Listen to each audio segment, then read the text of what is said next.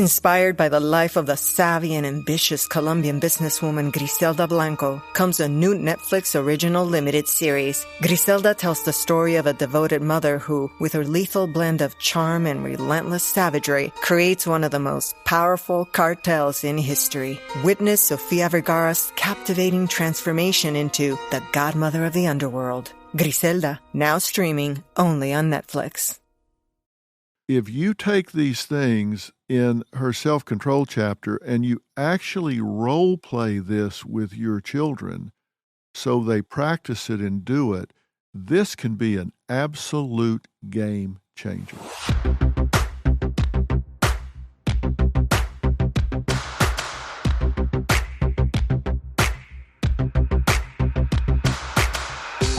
I want to introduce Dr. Charles Sophy.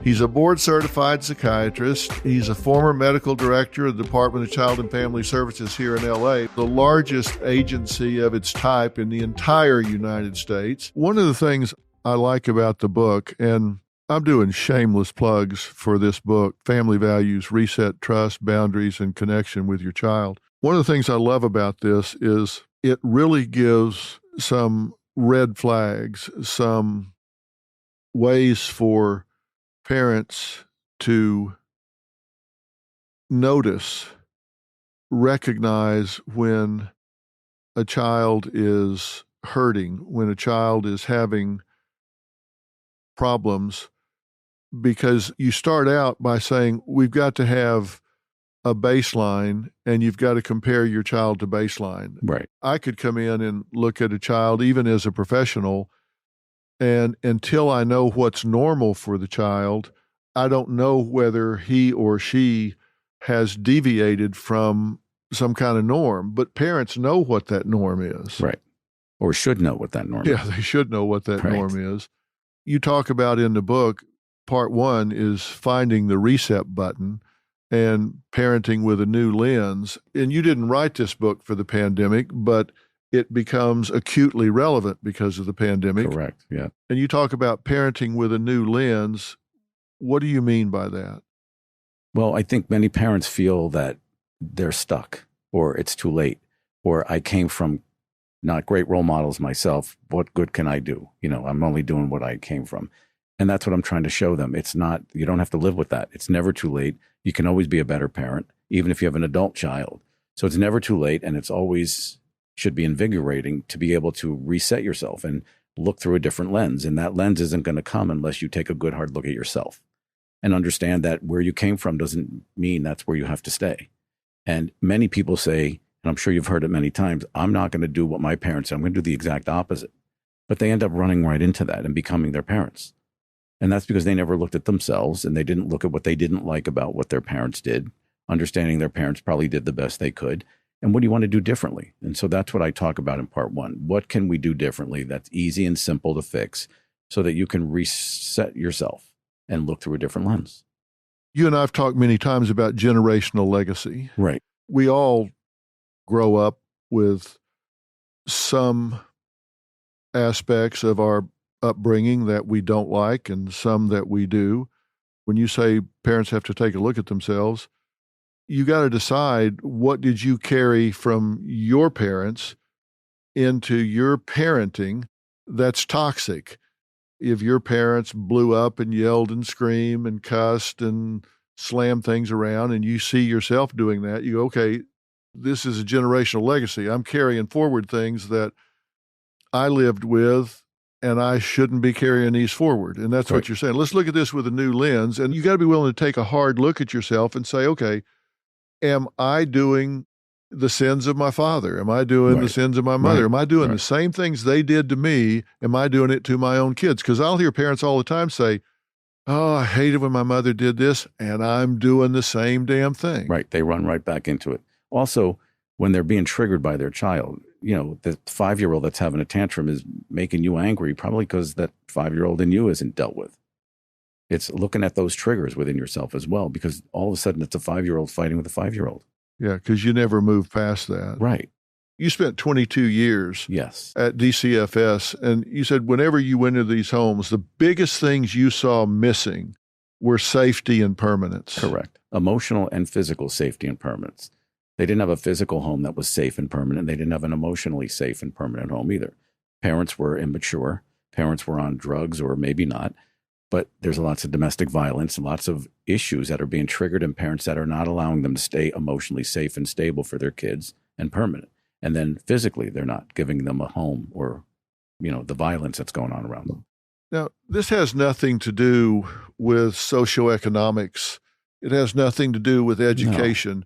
No. I know your practice, and you've got billionaires in your practice. You make it your business to see pro bono, right, indigent patients. You see them all up and down the socioeconomic and educational ladder.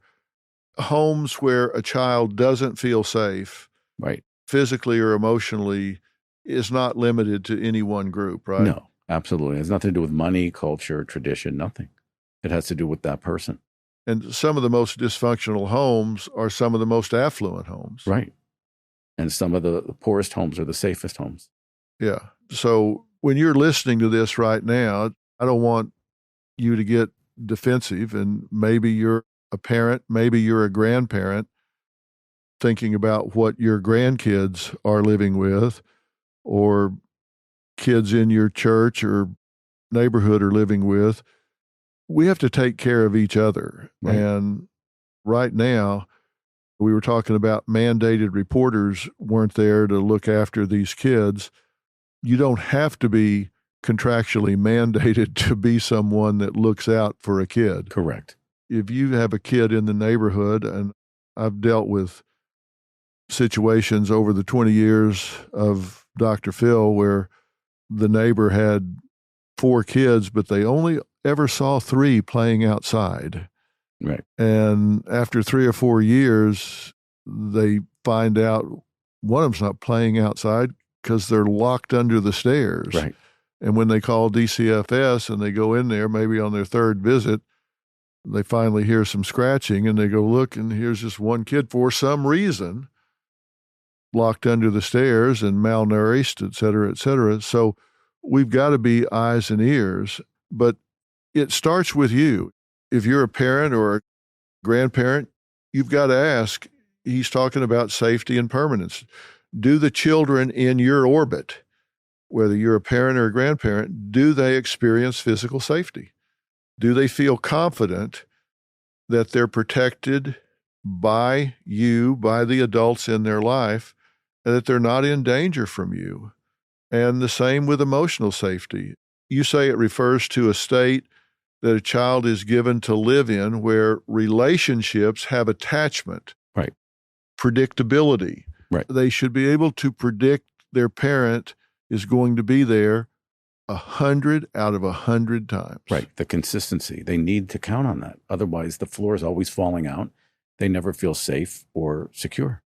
I did an interview today with a set of parents from Uvalde, and their child was murdered by the shooter in Uvalde. It's so interesting that this is right at the top of your book, because they said, we didn't keep our child physically safe. And of course, they did everything they could. There was nothing they could have done. Right. But what they're holding themselves to standard-wise is they're saying, we didn't keep our child physically safe. We feel like she didn't feel emotionally safe because they think she was in there for 77 minutes. Yeah. And the children were calling on the phone for over 40 minutes to the 911 dispatcher, 2 phone calls totaling over 40 minutes, saying, please come help us. Why won't you come help us? He is here. He's shooting people in the next room right now. Why won't you come help us? And they were just crazed. And helpless. Because of it. And they were saying, so we know she didn't feel emotionally safe. Right. She was probably saying, where's my mommy? Where's my daddy? Right. Right up until she got shot. I asked them straight up, do you feel like you failed your daughter? And they said, yes, we didn't keep her physically or emotionally safe. Right. And we open your book and you say the number one thing is provide yourself physical and emotional safety. Right. Now, they did and think they didn't because of what happened, but every parent that's listening to us right now has the chance to do that. Yes, they do. They have the chance to do what you're saying. And I hope they do it. I really do. It's the beginning of everything, right? It's the foundation for every core of your child to feel safe. They just need to feel safe. But in the real world, when parents try to do this, the kid, you call it shaking them off, that they act like they don't want that. Like, oh, yeah, I'm fine. Leave me alone. Leave me alone. What do you tell parents when they get the eye roll and I'm fine, leave me alone? That's a great sign. You're not supposed to be their friend. They're not going to like what you're doing. That's how you know it's the right thing, because they're going to fight it and be resistant. So just stick with it. And eventually they learn that that's what it means. I love you. I'm here and I'm not moving. When I was reading the first draft of your manuscript, it made me think of a friend that I had named John Maloney in high school. This was really a good-looking kid. He was blonde and just ripped, six-pack. This was the toughest kid I think I ever met. I mean, he'd fight a buzzsaw. He didn't care. We were at my house one night in the winter in Kansas City, and there was an ice storm, and we were going to go watch the basketball game at our high school. We went bounding down the stairs to leave, and my mother said, whoa, whoa, whoa, where are you going? I said, we're going to the basketball game. She said, oh, no, you're not. You're not going anywhere. It's slick out there. Just get back upstairs and think of something else to do. And there wasn't any point in arguing. So I turned around, went back up there, and I looked over at John, and he was kind of trying to hide, looking out the window, and didn't understand why. And I kind of went around and looked at him, and he had tears running down his face. I thought, wow, he must have really wanted to see that basketball game. And I said, hey, man, are you okay? He stood there for a minute and said, I just wish one time in my life somebody cared enough about me to tell me I couldn't go somewhere because it was too dangerous. So sad. He said, never in my life has anybody ever told me, no, I couldn't go somewhere because it would put me in danger. I just never heard that before in my life. And in that moment, I understood why he was so tough, why he was so get them before they get me, why he was so hard. Very defended against the pain. Yeah, it was just his way of defending himself against the world, and he was so touched. I was like, oh, God, it's her again, so right. Go back upstairs, don't even argue. But it's her love again. Yeah, and he saw it that way. Right. I took it for granted. He saw it that way. Right. It's really interesting. Yeah. Every kid craves it. Yeah, every kid craves it. And they will fight it. So when your kids roll their eyes, when they try to say, oh, come on, let me tell you, at some level, it means something to them. Maybe they won't acknowledge it for 10 years, but it's not your job to make them happy. It's your job to keep them safe. Right. Physically and emotionally. Yeah. It's so funny that came back to me when I read that first draft of the manuscript. It was so insightful. And I hope all my listeners will take heed to that right now and ask yourself, if you don't have that, what can you do in your family to make that part of your existence right now? I always tell parents, for example, after a divorce or after some big change or trauma in the family, one thing the kid needs to see is that there's somebody around that's continuing to run the business of the family. Correct. Parents often go the other way and say, well, this has been really tough, so I'll be indulgent right now. That's the time that they need to still do their homework, still get in bed at the same time. That's when they need to say, hey, it seems like everything's falling apart, but yet it's business as usual. So all the rules still apply. Yep. I guess my world's not falling apart. That's right. That's the message. We've all seen the headlines in the news of how someone lost their life in an act of cold-blooded murder. And while it's sad and grabs your attention, most people go on with their day without giving it another thought. But have you ever stopped to think about the life of the person at the center of the news story? They were more than just a headline or a statistic. They were someone's loved one or friend. I'm Mike Morford, and my podcast, The Murder in My Family, dives into some of those stories to help listeners get to know the person who was lost and how their death affected those closest to them. Listen to The Murder in My Family everywhere you listen to podcasts. There are well over 100 episodes to binge on now. I'm Katie Maloney, I'm 37, a divorcee, and I'm out here falling in love every day with myself. And I'm Dana Cathan, 33, former needy mess, and delusional Leo, but I've never been happier. Never been happier. You know that. Good. The foundation of this podcast is for people who want to live their life unapologetically. It's a safe space for anyone who's going through a transition in their life or just dealing with the regular bullshit. It's a religion. We're not saying that we're looking to start a coven, but that might be why we started but this we're podcast. not saying that. Join our cult. Community. The coven. Religion. Okay, let's just stick with community. Listen to the podcast. Listen to the podcast. And that's why I part of the reason writing this book is whenever we have a plan for a family to get back together and reunify in the county or in DCFS, it's built on building and teaching parents how to build emotional and physical safety and permanence for their child. Then we could put a child back in a home.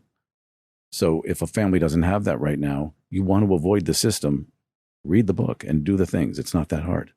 It's not that hard, but it's only not that hard if you do this on purpose. Correct. It's not a matter of just saying, I want to be better. It's a matter of saying, I've got a plan to be better. Correct. Yes. Chapter 2 of your book, you say, change yourself, change your child. Right. Because they do mirror you. I think we get out of the universe what we put out. Yes. We put something in the universe, it comes back. Right. And you put something out to your child, it comes back. Right. Talk about that some. What do you mean specifically when you say change yourself, change your child? Take self-inventory. Look at yourself. Look at where you want to be, what you want to shed, what you want to change, and then start to role model it. Because what you role model is 100% what your child's going to do. Even if they don't do it in front of you, they're going to do it when they're not in front of you. How many times you hear, oh, your child's a role model citizen in somebody else's home, but they won't put their dishes in the sink after dinner. But you know that they've been watching you do it. They're not going to do it for you maybe because the last thing they want to do is make you happy. But at the end of the day, they're going to role model you. And that's what it means. Yeah. And you've got some exercises in the book for people to do to kind of take this inventory. But you can't really do this if you're not willing to forget about being defensive, forget about how it may look, forget about how you may grade your own paper and not like the grade. You got to be really willing to look at yourself and say, how am I doing? Ego aside. Yeah. This is about your kid. Yeah. Because if you really want the best for your kid, ego is not your amigo. No, exactly. You got to kick that to the curb. Right. Exactly. Because that's what's getting in the way in the first place. Yeah. You have needs that are not being met and you're putting them first. And in fact, if you put your child first, your needs will be met. Yeah. It's interesting that even though these children come from us and there's genetic components and stuff, they're not mini-me's. They have their own personalities. Right. They have their own nuances and stuff. And we have to allow for that. And respect it. Yeah. And embrace it. Because the last thing a child needs to feel is that you don't like them or who they are or how they maneuver. Because they're going to do it more, number one. And number two, teach them how to use it as a strength. Yeah. They're going to be different. They should be different. You know my two boys. Yes. And they're very different. They are. From each other. Yeah. But they're very successful uniquely in their own ways, right. Even though they're very different. Very different. Yep. I've always tried to really embrace and endorse those differences. You have to. Jordan's got 100% more tattoos than I do. Really? I didn't notice. Because I have 0. Right. He's got a shitload. Right. But that's him. I wanted him to have none, but I realized that's who he is. Right. Why squash it? And my other son, Jay, has none. Right. And Jay getting tattoos would be as unnatural as Jordan having none. Right. So you got to meet them where they are. You have to. Otherwise, they feel bad about themselves. Self-esteem plummets. Yeah. Self-worth isn't there. What's the point? You're only going to have to repair it anyway. Yeah. Jordan used to come in sometimes and he would have bright blue hair. Right. I say, what the hell is that? Robin would say, are you okay with that bright blue hair? I say, hey, listen, anything you can wash off, I'm good with. Right. Until he's 18. Right. And then I got a suspicion it's going to be something you can't wash off. And it was. Sure enough, it was. Right. But he makes it work, right? Of course. And it's part of who he is. Yeah. You got to meet them where they are. You can't do that if you don't understand your own baggage. Right. Because if you have a need to control who they are, that's not really about them. Right. That's about you needing to control them.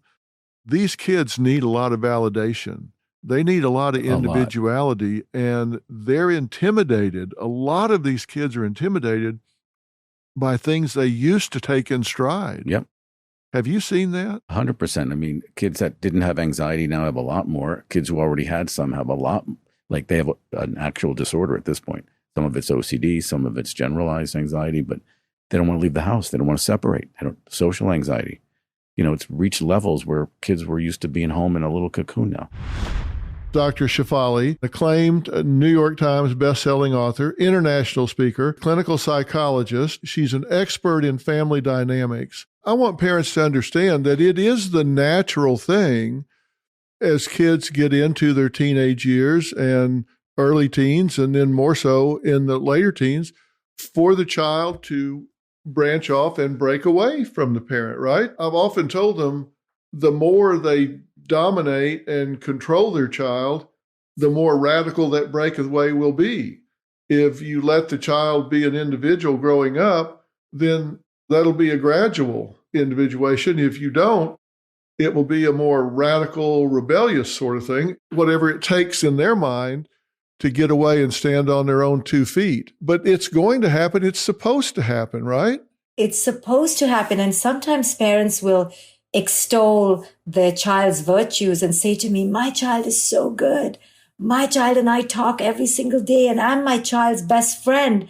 And, you know, for me as a psychologist, it's just one red flag after another red flag. Oh, my gosh. After another red flag. Because the child is supposed to be moving away from you and discovering who it is they are and not be enmeshed and stuck to your apron strings, right? So parents mistake closeness for enmeshment and enmeshment for closeness. And that is because of the parents' own toxic desires to feel needed, to feel like they are still worthy, that they have an identity. And that's really one of the greatest parental pitfalls, is the parents' own need to be significant in the child's eyes. And in doing that, they use their children for their sense of worth and identity and never let the child find their way. And that's why we're raising this generation of these very fragile children and very enmeshed, overly identified as being parents. And this is a failure, I believe, and we need to remedy it with compassion and understanding, but we need to do so quite immediately. There are over 90,000 people missing at any time, and over 500,000 are reported missing every year. And that's just in the United States. I'm Mike Morford. And I'm Jess Betancourt. And in our podcast, Missing Persons, we discuss cases of people who have gone missing under mysterious circumstances. And we're joined in each episode by guests who are either related to the missing person, investigating their disappearance, or advocating for answers in the case. Missing Persons is available everywhere you listen to podcasts, and there are dozens of episodes to binge on right now. Subscribe today so you don't miss an episode. Hi, this is Rachel Uchitel, and I'm here to invite you to listen to my podcast, Misunderstood with Rachel Uchitel. This podcast delves into the lives of those who have been reduced to a single headline. Each episode will take a closer look at the stories of those who are on a mission to change their narrative. Join me as we uncover the truth behind the misconceptions, shed light on the stories of those who have perhaps been wrongfully portrayed, explore the complexities of the human experience, and celebrate the power of second chances. Who doesn't love a good comeback story? Well, let's talk about that for a minute. You have tips on parenting, and your number 2 tip, if I can just read this, it says, reframe every struggle with your child as an invitation for your personal growth and awareness. When you make this internal pivot, you begin to shift how you view your child and how you relate to them. Can you commit to asking yourself, what does this moment say about me? Just this one pivot has the power to change your entire dynamic with your children. So you're saying, can you commit to asking yourself, what does this moment say about me? Now, here's my question. Based on parental legacy, based on the fact that there is a generational legacy, a parental legacy, that anonymous poem, Children Learn What They Live, is so profound. If a parent grew up in a dysfunctional home, if they grew up with broken parents, they come from divorce, they come from alcoholic parents, they come from a violent home or whatever, where do they find the insight, the energy, the resource to do this seemingly simple thing that you're talking about? Can you commit to asking yourself, what does this moment say about me? How do they find that and get that direction when they're a product of broken parenting themselves? Right. I get this question so often in another way when people ask me, your work in conscious parenting is about becoming conscious. But how do I become conscious of that that's unconscious? Here's the way you do it, or the way it will be done to you. Our life will eventually fall apart to such a degree that we will hit the rubber will hit the road, so to speak, which means our ego, our coping strategies will eventually stop working. And one day we will have this rock bottom moment, which I, as a therapist, wait for, not in a perverse way, but in an invitational way, because it's that rock bottom moment. So that last fight with your 16-year-old, your 5th grader is dropping out of school, your 20-year-old refuses to talk to you. All these pivotal moments of pain will happen where your ego is forced to surrender and you're forced to say, okay, what in me now needs to heal? So sadly or gladly, pain is the way that we come to our greatest awakening. I often say pain is the greatest portal for our transformation. But till that happens, we will keep being dysfunctional. And eventually something cracks where we wake up. And the reason I do parenting more than anything else, and I talk about parenting, is because with every other client, it's so hard to break their ego. But with the parent, I have found, because of our intense love and devotion for our children and our inability to really see them in pain, that I find that the defense of the parent cracks a little bit, and I can get in there and help them to see how so much of this is a repetition of their own childhood. And finally, because they love their children so much, the parent is slightly willing to see how they are so co-creating these patterns. And, our children are our greatest mirrors. They are the ones for whom we will do work for, like I've never seen them do it for anyone else. So that's why I talk about conscious parenting so much.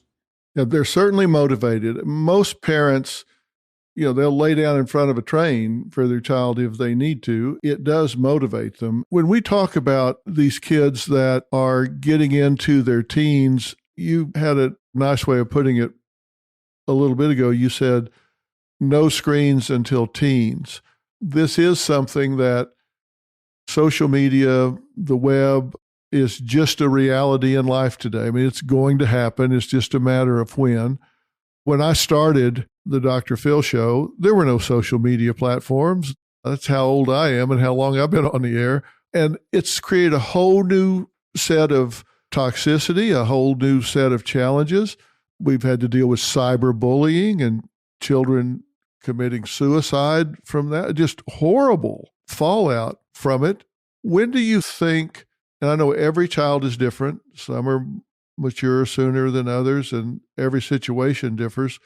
But when do you think it's appropriate for parents to allow their child to have a smartphone or an iPad, a computer that's internet capable? Again, it's a hard one to answer because our schools are giving our kids internet, iPads to do math on. But if the parent truly understood the dangers of letting their children foray into the world of the internet without supervision, guidance, controls, they would really agree with me. And I would say that age is no earlier, and I'm talking about the most controlled, disciplined kid, 13 or 14 years old, no earlier. And this may sound rigid and excessive, but I've seen the effects so close. I've seen children being exposed to porn before their brains could, metabolize the information. Children being exposed to cyberbullying, being called fat, stupid, and ugly when they did not need to be exposed to that kind of, disrespect and slander. So there may be a lot of educational elements, and therefore the parent needs to supervise and have strong boundaries, and not let the child just have this unmitigated, unmediated access to this jungle out there. And that's what we're talking about, is good boundaries. But I'll tell you, and you know this, we can tell a parent have boundaries, and the parent can start out by having good boundaries. But the number one fights in all the houses of parents who come to me for counseling is around the boundaries around social media. I mean, I'm negotiating these boundaries with these children as young as 7 or 8. So we're not fighting about TV time anymore, where the parent could hide the remote. We are talking about the child's phone. So we've given them a phone or a device too early, before their time. And now we are having fights and conflicts over something we should have never given to them in the first place. So parents, don't feel like you're the bad guys if you have strong boundaries around social media. And don't be afraid to institute them, because you're really allowing your children to do things like we used to do in childhood, like get bored, be creative, stare outside a window, pick up a pen and doodle and draw. These are all things that are pro-healthy development that our children are now being robbed of because of our own and their screen addiction. Dr. Warren Farrell has been chosen by the Financial Times as one of the world's top 100 thought leaders. He's been described as the Martin Luther King of the men's movement, but you might be surprised to know that he has been a pioneer in the women's movement as well. Now, you talk about something that I think is really interesting, and I'd like you to expand on it some. You talk about how a fully involved dad develops a dad brain. Talk about what you mean by dad brain, because you're talking about really activating a nest of neurons that would otherwise be dormant. That's right. Before I started doing the research for the Boy Crisis, I just assumed, we have a motherhood instinct that gets activated, particularly when a woman is pregnant. I had no idea that there was a whole nest of dormant neurons that, depending on how a father reacts when a baby is born, will either get activated or not. So if a father interprets his role when a baby is born as, now I have to increase my focus on my work in order to be able to provide more money for the family, the dad brain doesn't develop so effectively or so much. But if he starts focusing to a considerable degree on the love that he feels for the child and for the infant, even before the child is born, touching the mother's belly, investing himself emotionally in that potential for that child's birth, and sees himself as actively involved, this whole nest of neurons begins to connect. And so the dad develops a brain that's very similar to, but not identical to, the brain that develops that we call the motherhood instinct. His part of his instincts are different, but his involvement, we often say mothers have unconditional love. Well, dads also have unconditional love. Dads don't so much have unconditional approval, but the way they love is by more conditional approval that is unconditional in its love. And so when he invests that way, his dad brain develops to be very similar to, but again, different also than the mom brain's development when a child is born. Well, when I was reading about that in your book, I really recognized what you were talking about. And the book we're talking about is The Boy Crisis, by the way. I highly recommend, if you're a parent or one of your children is becoming a parent or someone in your family is, you pick this up. You can find it wherever books are sold, on Amazon, wherever. It's called The Boy Crisis. It's a great read. It's an easy read, but it is very thought-provoking. And when I had my first child, Jay, I was very involved. I recognized a change in my value system and in my brain. And I was a pilot. I used to fly a certain way, never recklessly, but aggressively. I never thought twice about shooting a IFR approach down to minimums in weather or whatever. And as soon as Jay was born, I immediately started flying differently. I asked myself, why am I doing this? Why am I shooting an approach down to 200 feet and 1,800 foot runway visual range? Just because you can doesn't mean you should. You don't have the right to do this. All of a sudden, I started questioning things that I would never even have thought about before. And it was a feeling as well as a thought process. I started shortening trips and changing everything to be involved, and then started coaching little league teams, and everything changed, and you get involvement. And like I say, it's different than mom. She's the soft place to fall, and you have this unconditional love, even though you might require different things of him than a mom might.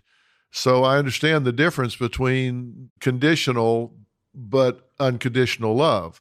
So you described it very, very well from what I experienced. And the outcomes that you talk about, I want to discuss. And listen, it doesn't mean that single moms cannot raise very productive, successful, well-adjusted young men, because they certainly can and do every day. And they're my heroes, these single moms that are working and raising children and doing what it takes are my absolute heroes. But there are outcomes of children that are father deprived. It even affects something called the telomere in children. Talk about that a little bit. Yes. One of the things that shocked me when I was doing the research for the boy crisis was the telomere difference, that at the age of 9.5, there was scientific studies of telomeres. Those are the cells in our body that contain all our preventive diseases, like they prevent cancer, prevent heart disease, and other things. And so when boys and girls have access to their fathers in a significant way by the age of 9.5, they are likely to have longer telomeres. That's the single biggest predictor of a longer life expectancy, predicted at the age of 9.5. So when they're dad deprived, the telomeres on average of girls and boys are 40% shorter. That is, the prediction of their potential life expectancy is already at a 40% shorter rate. However, the boys, I said 40% shorter, I meant to say 14% shorter, but boys, the difference with boys is yet 40% shorter than the difference with girls. And so the dad deprivation has this huge impact on the life expectancy of children at even that early age, but an even disproportionate more impact on the life expectancy of boys, either being considerably shorter or considerably longer even than girls. And it's sort of it's both science and also a metaphor for the impact of the dad deprivation on both sexes.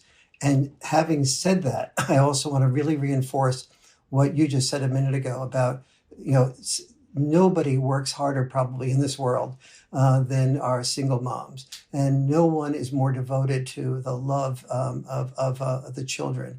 And there are many things that single moms can do.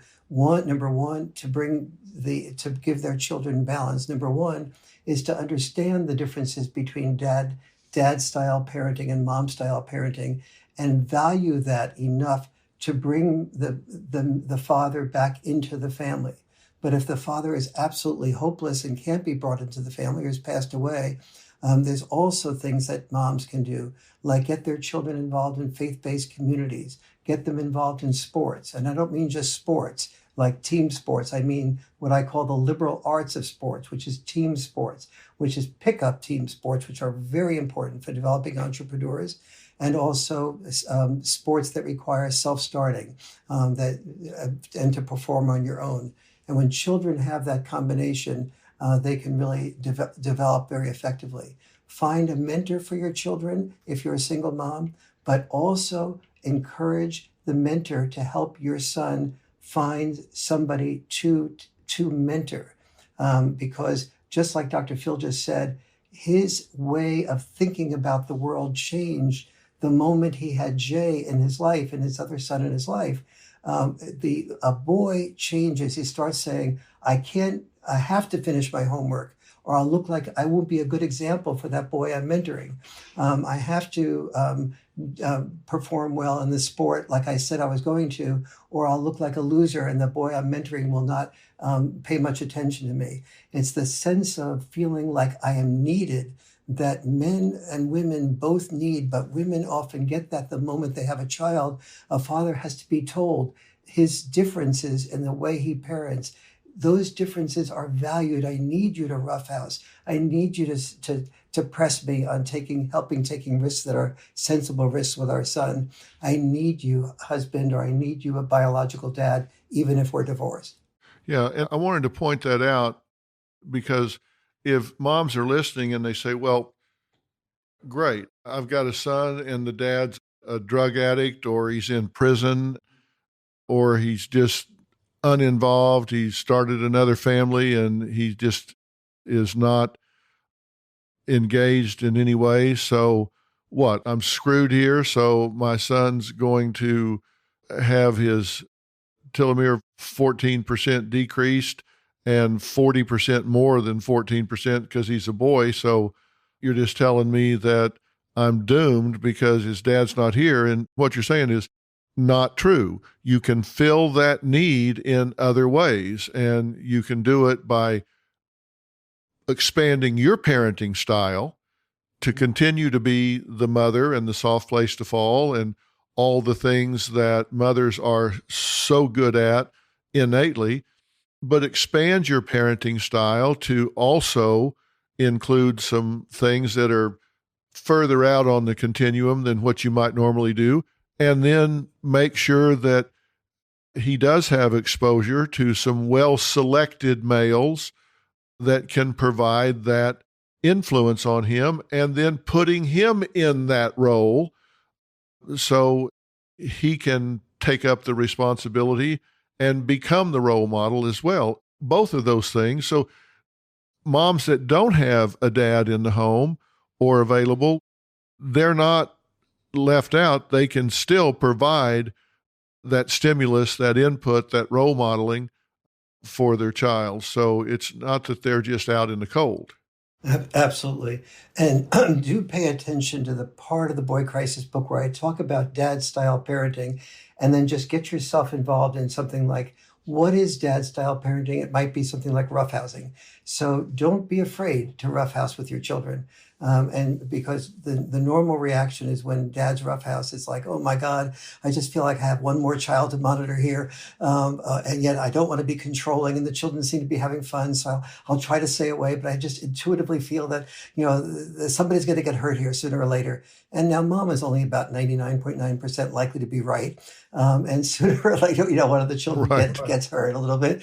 And then the mom is shocked that the dad says, okay, sweetie, you can't put your elbow in your sister's eyes like that. And if you do that again, we're going to stop roughhousing. And mom goes, wait a minute. You didn't learn the lesson from the fact that the kids just got hurt. You're going to give them another chance and roughhouse again. But it's that other chance that dad invests in. And then when the children violate because they're experiencing emotional intelligence under fire, as the psychologist put it, and they don't pay attention to dad's conditions on which roughhousing will continue, and then dad stops the roughhousing when those conditions don't continue. He doesn't repeat, I told you couldn't do this, and give them another chance. He stops the roughhousing, and it's that teaches the children postponed gratification. I can't have the gratification of winning unless I consider my sister's needs, my brother's needs, and I understand the difference between being aggressive versus being assertive. And the kids who understand, who have empathy and are able to be assertive, not aggressive, they have more friends in school. They do well. The kids that have postponed gratification do well in their subjects and in every other way. And that's what leads to the children. One of the things that leads to children being healthier. But Mom, you can do that roughhousing also. And as long as you couple it with boundary enforcement and not a repeat of the suggestion to be assertive versus aggressive. Yeah, and you've got to study that some because, Dad might say, hey, rub some dirt on it, you'll be fine. Sometimes Dad can go too far that way, and it's not always right, but, Mom can make some adjustments there.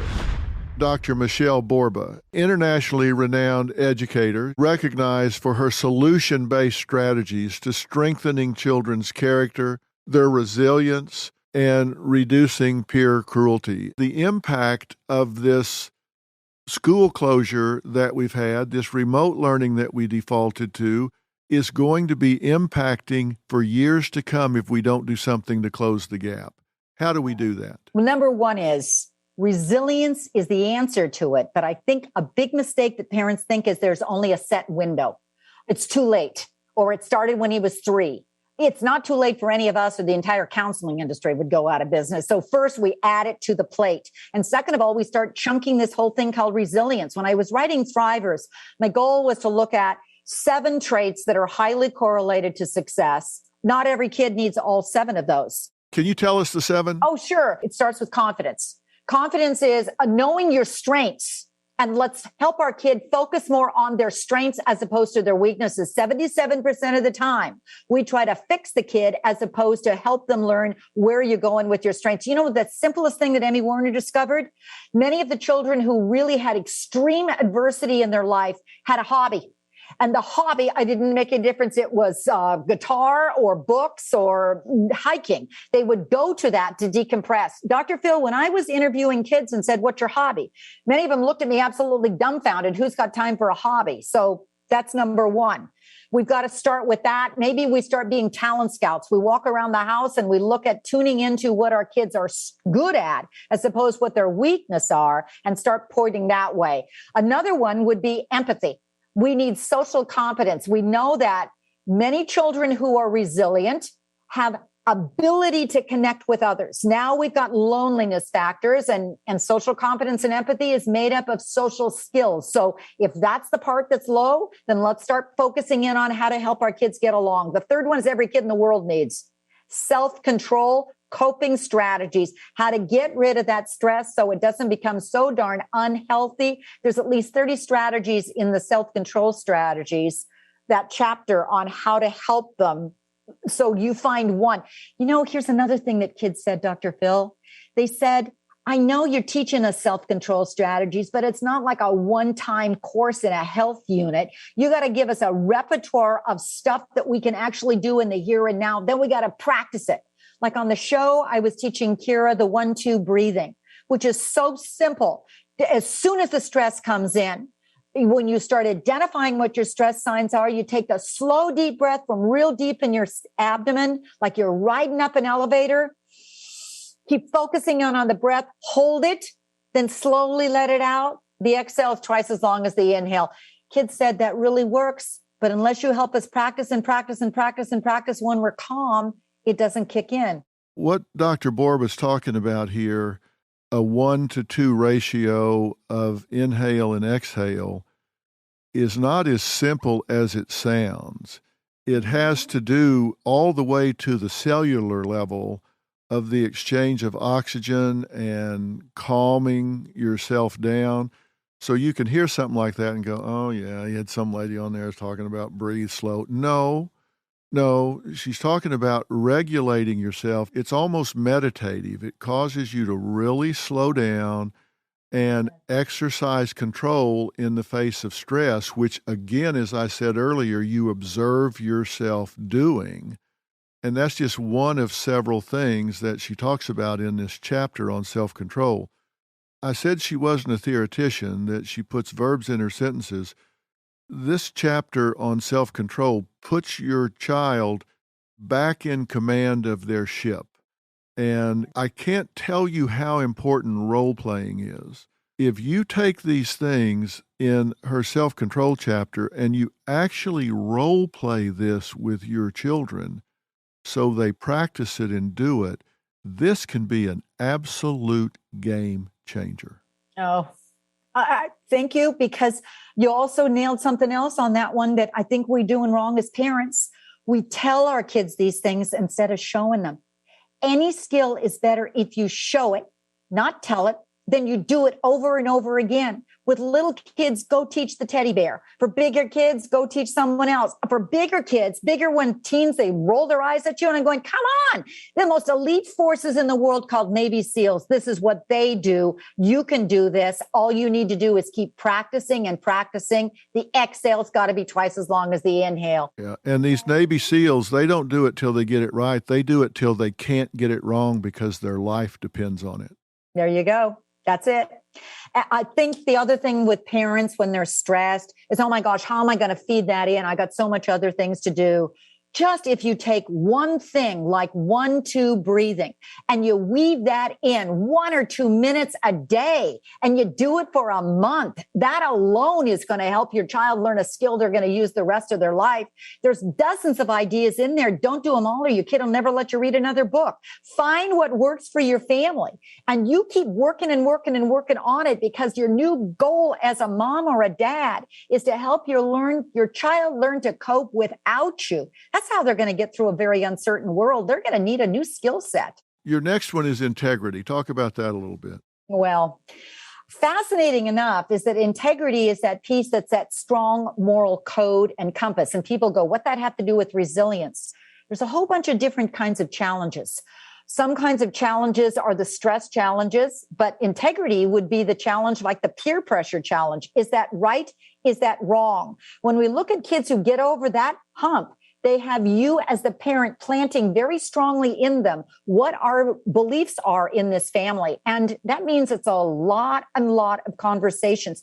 Dr. Phil, the easiest thing I've ever seen, there was an incredible girl named Mia Dunn. Every high school teacher said, would you go figure out how that kid came to be such a kid with amazing integrity? So I pulled her aside. She was a senior in a Florida upscale school. And I said, okay, Mia, every single high school teacher is asking me to find out how you got the integrity. How'd you do it? She laughed and she said, oh, it was how I was raised. I said, okay, how were you raised? And she said, oh, I remember when I was 6. My parents called us, my 2 brothers and me, into the family room. There was all this chart paper and marking pen. My dad said, sit down. We're going to figure out what kind of family we want to be remembered for. So we're going to brainstorm kinds of words. Mom's going to write them all down. I don't care what the words are, respectful, responsible, honest, whatever. We're going to write them all down and then we're going to vote.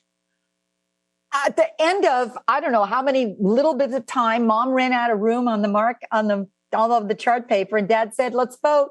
And we all voted for honest. I said, okay, easy. So how'd you remember it? She laughed and she said, it was impossible not to. My mother must have said it 50 times a day. Remember, we're the honest duns. She'd drop us off at school. Hey, remember the honest duns. We'd be reading a book. Those guys were honest duns. They said it so much, we became it. Oh, I love that quote, because that's how you instill integrity. You got to be the value system for your kids. Stand up and start embedding it in your child so they become what you want them to be. Yeah, it's so important that you have rituals and traditions in your family, and they take pride in that, where you just say, we just don't do that. We do this. And that's so important for their identity. So important. Okay, next. Curiosity. Yes, I love curiosity. That's that kid who thinks out of the box with ideas and people. The easiest one on that one, when you go, what the heck does that have to do with resilience? It's not to raise a kid who's an Albert Einstein creative child, but it's a child who realizes that when they're confronted with a problem, there's no problem so great that can't be solved. And that's what you're looking for agency. The easiest way to do that from this moment on is when your child comes home or he's sitting there with a problem, don't solve it for him. Instead, what's bugging you, sweetie pie? Say it. And then you're teaching the simplest thing that there is called brainstorming 101. Keep a poker face because some of the ideas they come up with are going to be off the chart. But what's one thing you could have done? What's another thing? For a kid who goes, how long do I have to do it? For 1 minute till the sand runs out. But if you keep brainstorming And then you're all done and you go, okay, now get rid of things that aren't safe, wise, or responsible. What's the one thing you're going to choose? Good. Now let's create the plan. What you're doing is creating agency. So when the child is faced with a real life problem, he's got it. And that's, again, what that thriver has. It's okay, Mom. I can do it myself. Oh, there's your moment to take a spa day, Mom. I got it. Yeah, that's so important. Again, that's them observing themselves, figuring something out. And even if they're off the charts with some of them, that's so important. What we were talking about before, of how we're preparing these kids in school, but it's perseverance. Yes, it's perseverance. Here's the problem, Dr. Phil, is that every parent wants the kid to persevere right this minute. And what I discovered is that of these 7 traits, you got to have that self-control in order to have the buffer, or self-confidence is really wonderful in order to help that kid persevere.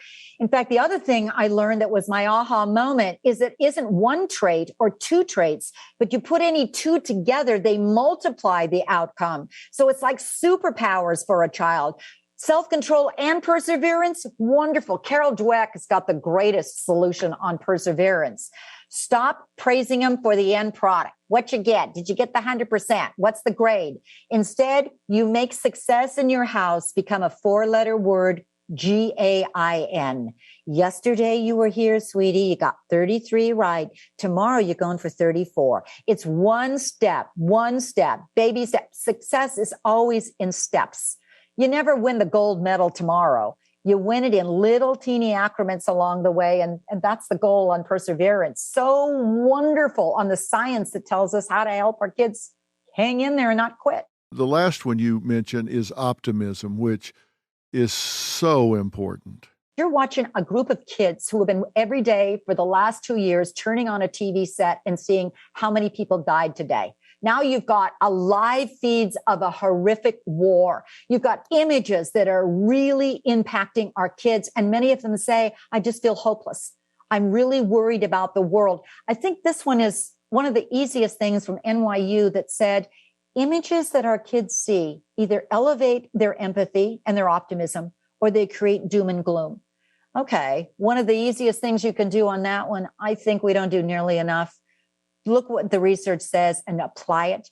Go to the back page of the newspaper every day. There's incredible, glorious stories about real kids doing wonderful stuff. Cut out the news, blow it up. Now you got another family meeting or an entertaining just dinner discussion. Did you hear about true story? Here, I love this one. The 2 kids in Ohio, they were so worried about the neighbor next door. Empathy 101, because she's 80. She's all by herself, Mom. She's so lonely. Can't we do something? What can you do, sweetie? I love Mommy. What can you do, kids? Can we drag our cellos to her porch and do a cello concert? Good idea, said Mom. They drag their cellos, go to the porch, knock on the door. They social distance. They do a little cello concert. Oh, the neighbors come out. They're crying. Mom's crying. She puts it on Facebook. It goes live. What happens is the virtual of all the rest of the children in the world look at it and go, I can do that too. You're elevating their heart. You're seeing tuba concerts in Sacramento, flute concerts in New York. We've got to show our kids the good stuff that's doable. Now they put it in their hearts. They've got the agency. That's what builds hope.